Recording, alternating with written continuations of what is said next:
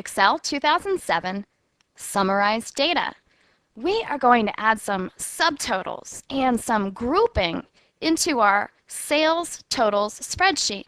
That way, with just a couple clicks of a couple different buttons, we'll be able to expand and contract and focus in on all of the region's details, or just the North region's subtotals, or just the grand total for everything within our entire spreadsheet. This is referred to as grouping, but we're also creating an outline. Not only can we take advantage of the subtotal command to do this for us, we can always summarize on our own by creating our own formulas. Once we're through with that, we'll apply some conditional formatting. Conditional formats allow you to change the look of a cell based on criteria. So if there's a certain number that falls below your acceptable criteria, you can set that to turn red.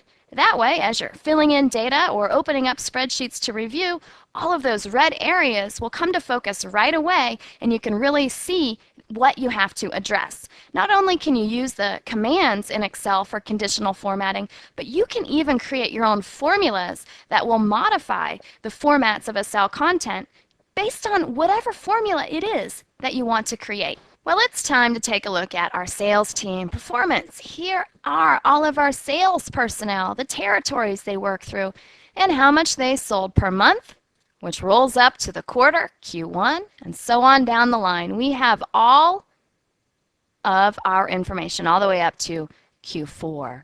And our salespeople, we scroll down, we have 25 salespeople, 26 rows of data, because one of those is a row of headers. This is what we're working with. Wouldn't it be nice to have a subtotal as quickly and easily as we can so we can summarize how all of our territories are doing? Well, that is on the data ribbon. So I'll click on data. Here we have the subtotal command. It's way on the right over here in the outline section, the outline grouping. You just have to have a cell selected anywhere in that range. So I'll grab the subtotal button. What do we want to see? Salesperson subtotals by each one? No. Territory. That one makes sense, though of course it's reading all of our column headers and giving us the opportunity to use that as the source of our subtotal. What function? Well, sum is what we want to do, that of course we could do an average or a count. Add the subtotal to, let's just do this on a quarter by quarter basis. We want Q1, Q2, Q3, and Q4. Replace the current subtotals? Sure, anytime we rework this, or if we had subtotals in there, we'd replace them just to be safe. Page break between groups. We don't need that because we only have 25 salespeople, but perhaps you had pages and pages, and it would make sense for you to have just a printout of the East territory. You could just print those out, or at least you'd have a nice break in between your East and your North. I would like my summary below my data. I'll choose OK. And now here are our subtotals. Remember, we didn't have subtotals for the details for the months, so we just have it Q1, Q2, there's Q3, and here's Q4. East, North has the same. If I scroll down to the bottom, you'll see I also have a grand total. So overall for Q1, $64,062.84. Not only did it subtotal the information, but it also created an outline. It grouped it. So if I click this minus sign, it's going to contract my East information.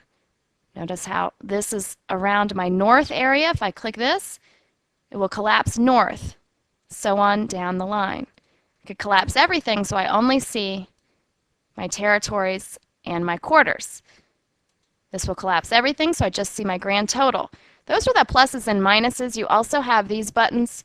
2 will show the second level of outline. 3 will show the third level. Since we only have 3, it actually expands and displays everything for us. Let's go back into the subtotal dialog box. Again, at each change in territory, function, but let me add in the months as well so we have more data that we are looking at. July, August, September, October, November, December. Whoopsie. All right. I'm going to stick with the way it is. Oh, let's add some page breaks between groups. Okay. Now I get to see overall my January items. Let's check it out. 49,260 equals the actual sum, so our calculations are correct. And we have these page breaks now. In this view that we're in, I'll go to the view to show you. We're in normal view, so page breaks look like dashed lines. If I went to page layout, it'd show me what's going to print on every single page. Page 1, page 2, page 3, and so on down the line. Page break preview. You can adjust where they are by clicking and dragging them, which is pretty cool. Actually, we'll leave it there for later. And so I see my page breaks here, or of course, I can go back to normal, which is really what we're after here, because our goal is to talk about subtotals. You may have noticed, back here it's on the data, under subtotal, I could have also chosen to remove all of the information, and I would remove all of my subtotals. All right, I cleaned it up. I removed those page breaks. Well, what about this information? Wouldn't it be nice to be able to have an outline at the top also so that I could see just my Q1, Q2, Q3, and Q4? It sure would be. So let's add some groupings of our own. First thing you do is you select either the columns, or in our case over here, we could have selected rows. The key is being logical about it. What do you want to group together? And you select only what you want to group, and then you choose the group command. It worked. April, May, June, group that. Alrighty. July, August, September, group that together. Scroll over a little bit. And November, October, November, December, we'll group that. Now I can see my Q1, Q2, Q3, and Q4. Let's go ahead and make a grand total on our own. We'll do grand total. We'll click where we want our formula to go. Now let's grab that formula. Here on the formula ribbon, we'll choose auto sum. Notice here, it's not the entire range. It's cell by cell by cell. It's saying, all right, and it goes backwards. R2, N2, J2, F2. Is that right? It sure is. Notice it's not a range. It doesn't have a colon in between those. It has the entries separated by commas, though it is still the equal, sum, and everything's within parentheses. So I can click enter or hit this question mark. All right, check mark, not question mark. So of course, I can just copy this formula on down. I can use the autofill item. Here's another tip also. Do you know that if you on your keyboard press shift and your down arrow, you can select cell by cell by cell by cell, and I can just copy this formula down. Notice I do have the formula in there by pressing Control D on my keyboard. Control D just copies the formula down. It's the same formula, and it's a relative reference, so it knows now that I'm talking about row 10 in my sum. All right, so I have my grand totals all the way down the list. I have my grand total of my grand total. So that's not bad, $2.5 million. Hopefully it's not bad. I don't know. This is our pretend environment, so we'll say that it is fantastic. So now we have this outline up here at the top. Just like before, 1's going to contract everything, 2's going to show us everything at the second level, which is everything in our case. All right, so we could really see our grand totals of all of our quarters, or we could see the grand totals of all of our territories by quarter. Just with a click of a button, we can say, hey, that looks a little fishy. What happened there? Ooh, okay, well, what about East? Let's check this out. So it's really a nice way to conserve real estate and to drill down exactly on what you want. And by the way, I could just print this out if I wanted to. If I go here to print preview, I see all that's going to print is just what I'm seeing in my outline form. I'll choose to close print preview. All right, so if I wanted to remove some of these items, I go back to my data, and depending on what I have selected, various things will be ungrouped. What do I want to ungroup? My rows or my columns? Columns. Okay, see, I didn't have anything selected. Let's select these items. Select ungroup.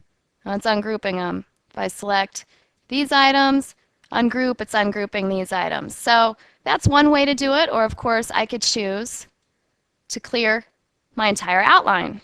Now, every single piece of this is ungrouped, Did I mean to do that? Maybe. Let's go back and do an auto outline. And it gives it back to us exactly how we had it, plus just a little bit more. Here's our grand totals and our grand totals. All right.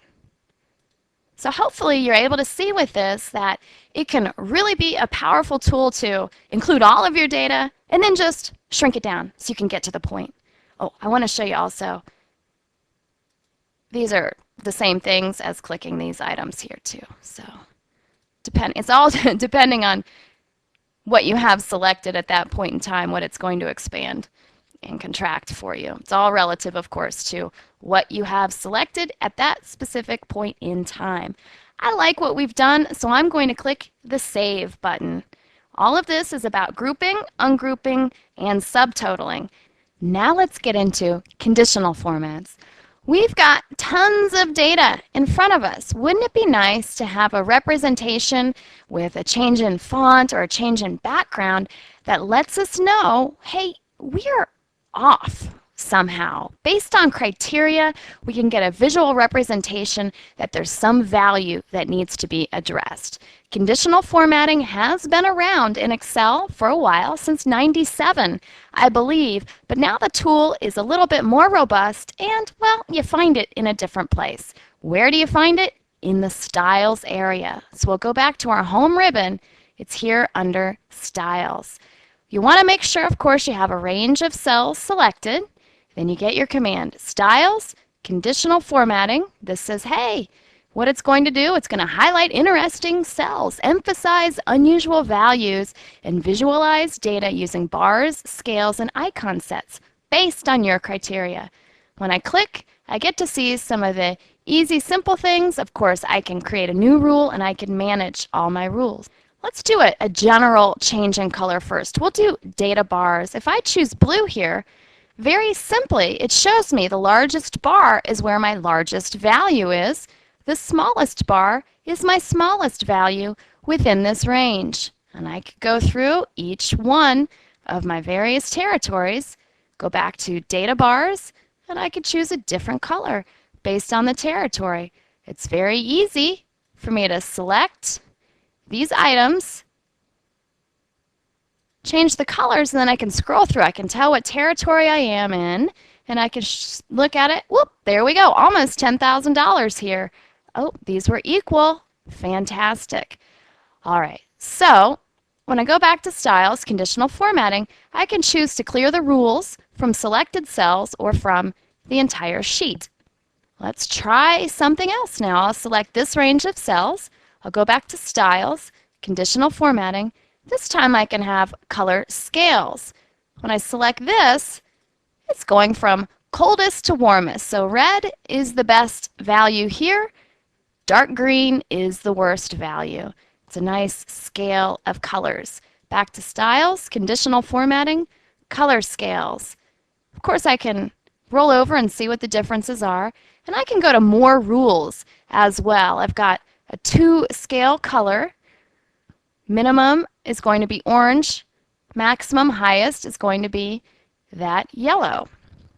I could also change this to a 3-scale color, which is what I had, and I can really change that. My midpoint is the 50th percentile, or it could be the number 0, or if I know, it could be the number 6,000. Actually, if I look at my average for that selection is 8,458. I could do 8,458, which is my midpoint. There I go. Now I can see the differences among all those various items. I'll go back to Styles, Conditional Formatting. I'll clear the rules from the selected cells, and I'm going to go right on back in here to icon sets. Maybe I'd like to see some circles around these items. So black is bad, green is good, yellow's better than red. So it goes red, black, red, yellow, and green. Let's take a look at this range. We could go Styles, Conditional Formatting, Icon Sets. Here, maybe I'd like to see stoplights.